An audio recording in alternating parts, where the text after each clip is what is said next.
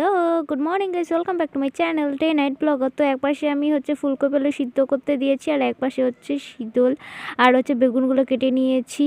তো এখানে সব মশলা আমি রেডি করছিলাম, ভাতের হাঁড়ি বসিয়ে দিয়েছি। আর এখানে মাছগুলো, তো এখানে আমি সব মশলাগুলো এক এক করে কেটে নিয়েছি। তো তারপর এগুলো আমি মিক্সারে পেস্ট করে নেব। তো এখানে আমার ফুলকপি আর আলু আমার ভাপানো হয়ে গেছে। তারপরে এখানে বেগুনগুলো আমি ভাজতে দিয়ে দিয়েছি। তো আলু আর ফুলকপিও আমার ভাজা হয়ে গেছে। তো এখানে কয়েকটা বেগুন ভাজা হয়ে গেছে। তারপর মনে হচ্ছে যে আমার তো মাছের তেল ছিল আমাদের, তো তারপর মাছের তেল দিয়ে বেগুনগুলো ভাজলাম। তো এখানে আমার বেগুন ভাজা কমপ্লিট। তারপর ফুলকপিগুলো ভাজতে দিয়েছি। তো ফুলকপিগুলো লবণ হলুদ দিয়ে হালকা করে ভেজে নেব।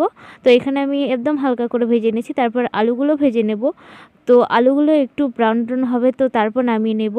তো আলুগুলো আমার হয়ে গেছে। তো তারপর এখানে কড়াইটা বসিয়ে দিয়েছি আমি তরকারিটার জন্য। তো এখানে আমি সব মশলাগুলো দিয়ে দিয়েছি।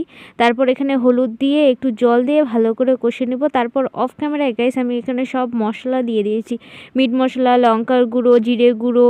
তো সব কিছু দিয়ে ভালো করে আমি এটা কষিয়ে নেব।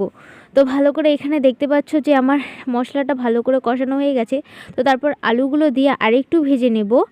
তো আলুগুলো দিয়ে প্রথমে আরেকটু ভালো করে ভেজে নিয়ে তো ফুলকপিগুলো একটু দেরিতে দেবো, নাহলে ফুলকপিগুলো ভেঙে যেতে পারে। তো তারপর ভালো করে কষিয়ে এখানে আমি জল দিয়ে দিয়েছি। এই জলটাতেই সিদ্ধ হবে, আর এটাই ঝোলের জন্য।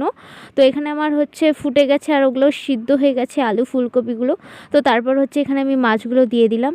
আর লাস্টে একটা টমেটো কেটে রেখেছি, ওটা দিব। ওটা ওইভাবেই যেন থাকে, সেজন্য একটু লাস্টে দিলাম। তো লাস্টে একটু ধনে পাতা কেটে ছড়িয়ে দেব ভালো করে। তো ভালো করে ধনেপাতা দিয়ে লাস্টে একটু গরম মশলা দিয়ে দেব।